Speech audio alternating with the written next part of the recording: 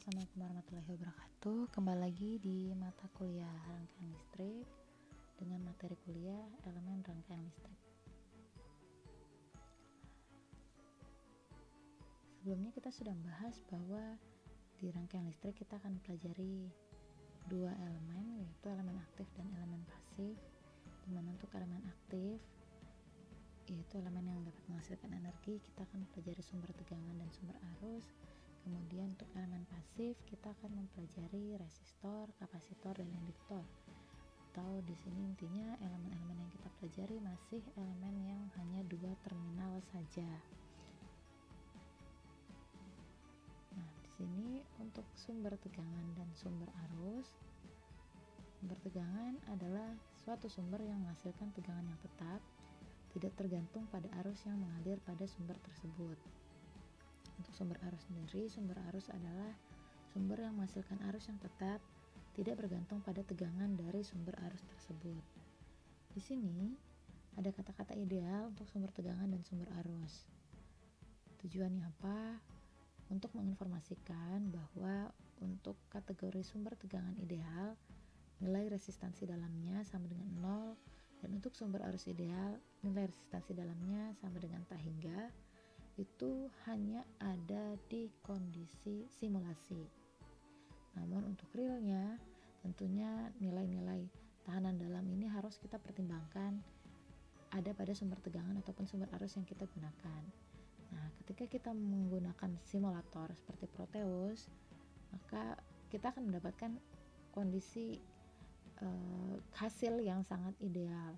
Nah, itu tentunya akan sedikit berbeda ketika kita membuatnya ke dalam bentuk rangkaian yang nyata seperti itu. Nah, selanjutnya sumber tegangan, ada sumber tegangan bebas dan sumber tegangan tak bebas. Sebelumnya kenapa kita harus mengenal yang mana yang bebas dan yang mana yang tak bebas? Di sini kata kuncinya adalah kalau dia bebas, maka dia akan menghasilkan tegangan tetap dan sifat khususnya yaitu harga tegangannya tidak bergantung pada harga tegangan atau arus lainnya. Artinya nilai tersebut berasal dari sumber tegangan itu sendiri. Jadi dia tidak dipengaruhi oleh yang lain. Namun, kalau sumber tegangan tidak bebas, sifat khususnya harga tegangan bergantung pada harga tegangan atau arus lainnya. Nah, untuk simbolnya sendiri, sumber tegangan bebas seperti ini. Kalau tidak bulat dengan plus negatif, maka dia garis panjang kemudian garis pendek plus negatif yang biasa kita temukan pada simbol baterai ya, pada simulator. Sementara untuk yang tak bebas, dia simbolnya diamond seperti ini. Nah, kembali lagi ke pertanyaan tadi, kenapa kita harus tahu yang mana bebas, yang mana yang tak bebas? Pertama, kita harus ingat bahwa untuk rangkaian listrik kita baru mempelajari yang dua terminal. Nah, untuk sumber tegangan bebas yang dua terminal itu umumnya ya simbolnya seperti ini. Nah, kemudian untuk 4 terminal, karena kita baru mempelajari yang dua terminal, maka sumber tegangan tak bebas yang adanya hanya pada elemen 4 terminal seperti transistor dan op-amp tidak bisa kita gambarkan dalam bentuk dua terminal di mata kuliah rangkaian listrik ini. Nah, digambarkan dalam bentuk simbol seperti ini, dalam bentuk simbol diamond. Nah, kalau teman-teman tahu,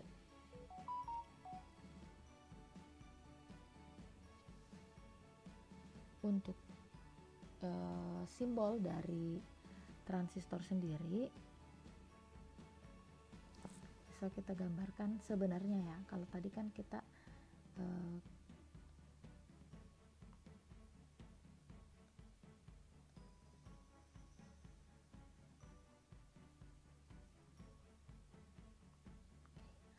kalau tadi kan kita gambarkan sumber tegangan tak bebas yang contohnya adalah transistor seperti ini, diamond ya. Karena apa tadi? Karena di rangkaian listrik kita hanya mempelajari yang dua terminal saja. Namun kalau kita betul-betul menggambarkan transistor, simbolnya sesungguhnya atau sebenarnya adalah seperti ini.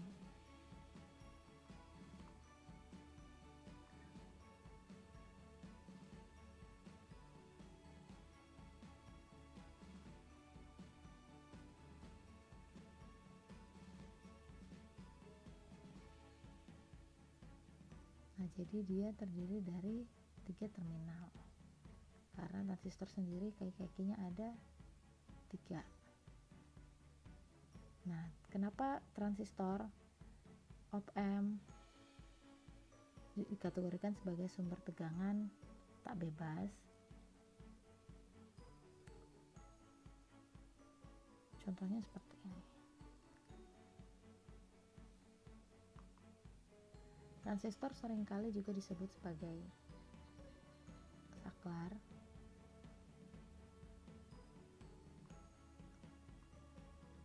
Dan cara kerjanya sendiri seringkali digambarkan seperti keran ya.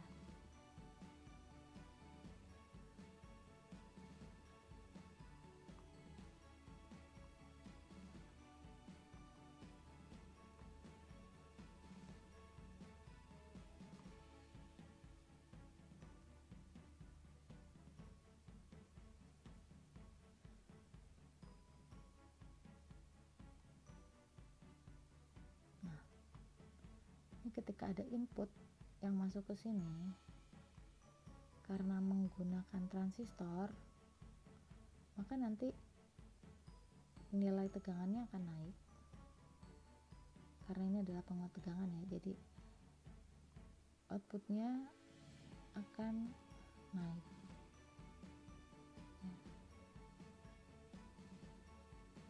Jadi di sini yang masuk sekian.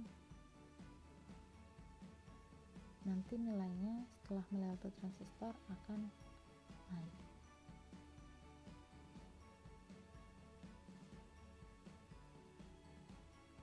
Lalu kenapa dikatakan tidak bebas? Karena transistor ini dia dikontrol. Tadi bahasanya seperti saklar ya. Jadi saklar kan kalau nggak kita buka, dia nggak akan jalan. Nah, sama dengan transistor. Untuk membuatnya bekerja, kita butuh komponen pendukung lainnya seperti resistor dan kapasitor. Makanya dia dikategorikan tak bebas karena tanpa adanya komponen-komponen tadi, maka dia tidak bisa mengubah tegangan yang diinputkan ke dalam elemen tersebut atau ke dalam elemen sumber tegangan tak bebas. Dalam hal ini contohnya tadi adalah transistor. Jadi Ibu ulangi bahwa kita mempelajari di sini ada sumber tegangan bebas dan tak bebas. Kenapa perlu ada tak bebas? Karena kita juga perlu mengetahui bahwa ada elemen-elemen lain yang terdiri dari lebih dari 2 terminal, contohnya tadi transistor dan op-amp. Transistor sendiri mempunyai 3 kaki atau dikatakan juga sebagai mempunyai 3 terminal, di mana harga tegangannya bergantung pada harga tegangan atau arus lainnya. Jadi berdasarkan arus yang diinputkannya, maka dia akan bekerja sesuai dengan rangkaian itu dibuat seperti apa. Jika untuk penguat tegangan, maka nanti arus yang dikeluarkan dari transistor harganya akan lebih tinggi daripada tegangan inputnya. Seperti itu. Namun untuk sumber tegangan bebas, harga tegangan tidak bergantung pada harga tegangan atau arus lainnya. Kemudian untuk masalah simbol, karena di sini kita masih mempelajari 2 terminal, maka untuk sumber tegangan tak bebas tidak kita gambarkan seperti bagaimana simbol elemen aslinya, namun kita gantikan dengan simbol diamond seperti ini. Kita lanjut ke sumber arus bebas dan sumber arus tak bebas. Jadi sama aja tadi, kalau misalnya yang sumber tegangan bebas simbolnya diamond, juga di sini sumber arus tak bebas juga diamond. Namun ada simbol arus di dalam simbol diamond tadi untuk tak bebas. Dan untuk sumber arus bebas, di sini dia simbolnya lingkaran dengan simbol arus di dalamnya. Dan simbol arus bebas mempunyai sifat khusus, harga arusnya tidak tergantung pada harga tegangan atau arus lainnya. Sementara untuk sumber arus tidak bebas punya sifat khusus, yaitu harga arus bergantung pada harga tegangan atau arus lainnya.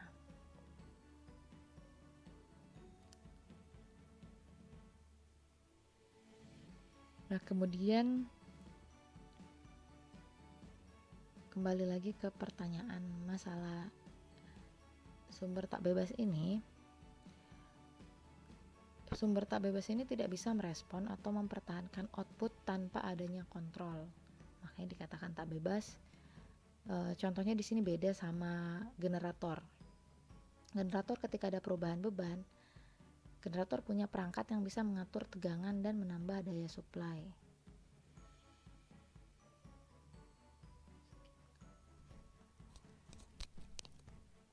Nah, untuk elemen pasif, di sini kita akan mempelajari resistor, induktor, dan kapasitor. Simbolnya untuk resistor seperti ini, kemudian induktor seperti lilitan, dan kapasitor seperti dari 2 plat. Nah, resistor sering juga disebut dengan tahanan, hambatan, penghantar, atau resistansi, di mana resistor mempunyai fungsi sebagai penghambat arus, pembagi arus, dan pembagi tegangan. Nilai resistor tergantung dari hambatan jenis bahan resistor itu sendiri, tergantung dari bahan pembuatnya, panjang dari resistor itu sendiri, dan luas penampang dari resistor itu sendiri. Oleh karena itu, nilai resistor itu sangat beragam. Nah, nanti kita akan pelajari lebih mudahnya nanti ketika praktikum, kita akan melihat resistor yang nilainya berbeda-beda dan bisa kita baca berdasarkan gelang, warna gelang dari resistor itu sendiri. Nah, prinsipnya sendiri, jika suatu resistor dilewati oleh sebuah arus, maka pada kedua ujung dari resistor tersebut akan menimbulkan beda potensial atau tegangan. Hukum ini didapat dari percobaan hukum Ohm, di mana tegangan resistor sama dengan arus dikali resistor. Kemudian kapasitor. Kapasitor sering juga disebut dengan kondensator atau kapasitansi, mempunyai fungsi untuk membatasi arus DC yang mengalir pada kapasitor tersebut dan dapat menyimpan energi dalam bentuk medan listrik. Nilai suatu kapasitor tergantung dari nilai permitivitas bahan pembuat kapasitor, luas penampang dari kapasitor tersebut, dan jarak antara dua keping penyusun dari kapasitor tersebut. Nah, sama tadi dengan resistor, kapasitor juga jenisnya bermacam-macam. Dan ini didasari khususnya dari bahan pembuat kapasitor itu sendiri. Jika sebuah kapasitor dilewati oleh sebuah arus, maka pada kedua ujung kapasitor akan muncul beda potensial atau tegangan.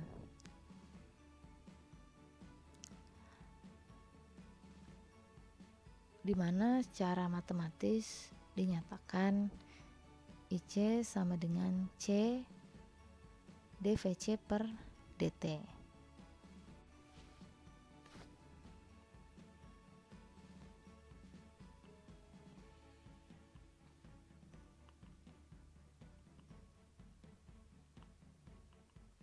Q sama dengan C kali V, di mana dq sama dengan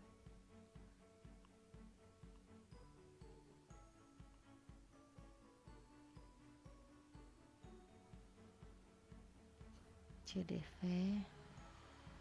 di mana I sama dengan dq per dt, sehingga dq sama dengan I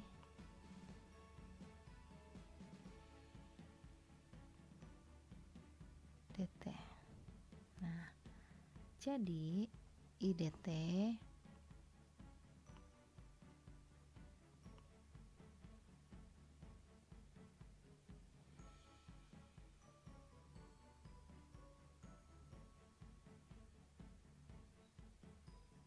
I kali dt sama dengan C kali dV, sehingga IC sama dengan C dikali dVc per dt. Dari karakteristik tegangan arus tadi dapat diturunkan sifat penyimpanan energi pada kapasitor, di mana P sama dengan dW per dt, dW sama dengan P dikali dt, maka integral dW sama dengan integral P kali dt, dan W sama dengan integral CV kali dV. Misalkan pada saat T sama dengan 0, maka V sama dengan 0.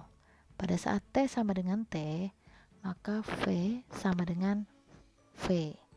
Sehingga W sama dengan integral 0, 1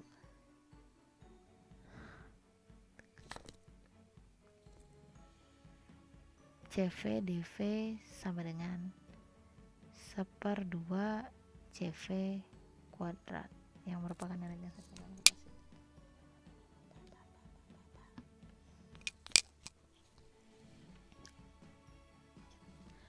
Dari karakteristik tegangan arus dapat diturunkan sifat penyimpanan energi pada kapasitor, sehingga nilai energi sama dengan 1/2 CV kuadrat, yang merupakan energi yang disimpan pada kapasitor dalam bentuk medan listrik. Jika kapasitor dipasang tegangan konstan atau DC, maka arus sama dengan 0, sehingga kapasitor bertindak sebagai rangkaian terbuka atau open circuit untuk tegangan DC.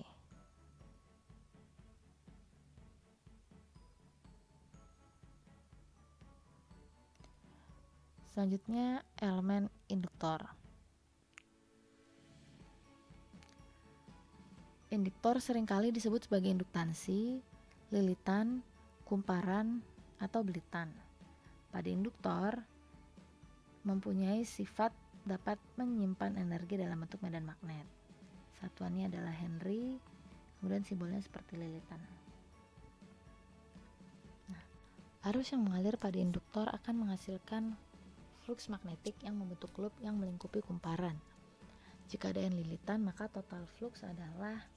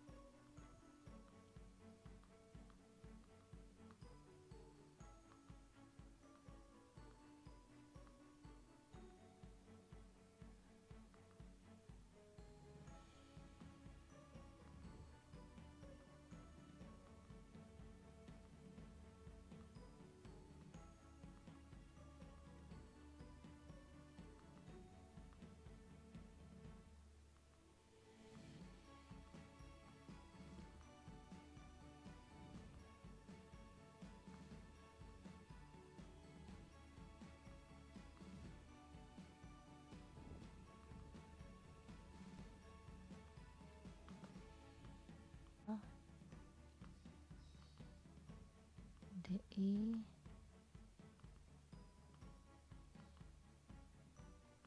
per dt.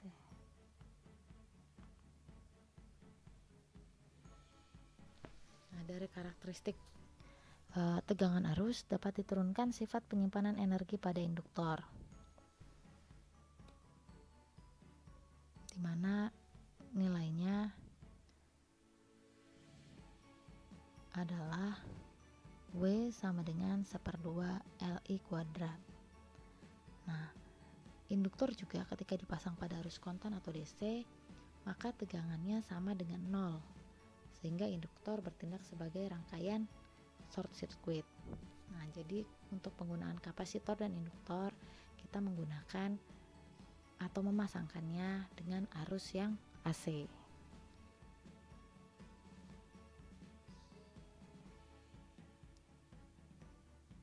Nah, ini ada simbol-simbol yang perlu kita ketahui. Yang pertama, tegangan antara dua titik A dan B digambarkan dengan satu anak panah seperti pada gambar di bawah ini. Nah, jadi ketika dikatakan VAB menunjukkan besar potensial relatif titik A terhadap titik B.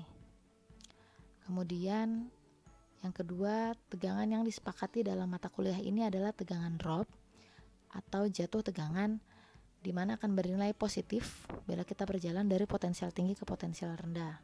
Contohnya seperti ini. Ketika ada sumber tegangan dari titik B ke titik C, kemudian di titik A dan di titik B ada elemen yang dialiri arus, maka jatuh tegangannya adalah untuk VAC atau total jatuh tegangan di antara titik A dan titik C sama dengan VAB ditambah VBC. Nah, untuk VAB karena arah arusnya searah dengan jalur dari A ke C, maka nilainya positif dikalikan dengan elemen ini diumpamakan sebagai resistor. Kemudian dikurang dengan nilai tegangan. Karena di titik BC ini sumber tegangannya dipasang terbalik, maka nilainya negatif. Kemudian nomor 3, setiap arus yang melewati komponen pasif, maka terminal dari komponen tersebut pertama kali dialiri arus akan menjadi potensial yang lebih tinggi dibandingkan potensial terminal lainnya. Yang keempat, kita harus membedakan antara sumber tegangan dan pengukur tegangan atau voltmeter. Untuk sumber tegangan, tahanan dalamnya, karena kita pakai sumber tegangan ideal untuk mempelajari teori rangkaian listrik, maka kita anggap sumber tegangan ini tahanan dalamnya sama dengan 0, dan untuk voltmeter tahanan dalamnya sama dengan tak hingga. Voltmeter dipasang paralel pada komponen yang akan diukur supaya tidak ada arus yang melalui voltmeter. Jadi ingat kalau voltmeter dipasangnya paralel pada komponen. Kemudian yang kelima, bedakan antara sumber arus dan pengukur arus atau ampermeter. Sumber arus tahanan dalamnya sama dengan tak hingga karena kita menggunakan sumber arus ideal. Kemudian untuk ampermeter tahanan dalamnya sama dengan 0. Oleh karena itu ampermeter dipasang seri pada komponen yang akan diukur supaya tegangan pada ampermeter sama dengan 0. Perlu diingat bahwa rangkaian paralel adalah pembagi arus dan rangkaian seri adalah pembagi tegangan. Nah, pembahasan rangkaian seri dan paralel akan dibahas pada pertemuan berikutnya. Jadi ini yang penting diingat ya. Kalau dia paralel, dia pembagi arus. Kalau dia seri, dia pembagi tegangan. Kenapa? Karena ketika paralel nilai tegangannya sama, tapi arusnya akan dibagi kedua jalur tersebut. Sementara kalau dipasang seri, dia menjadi pembagi tegangan karena arusnya sama namun jatuh tegangannya di tiap titiknya berbeda.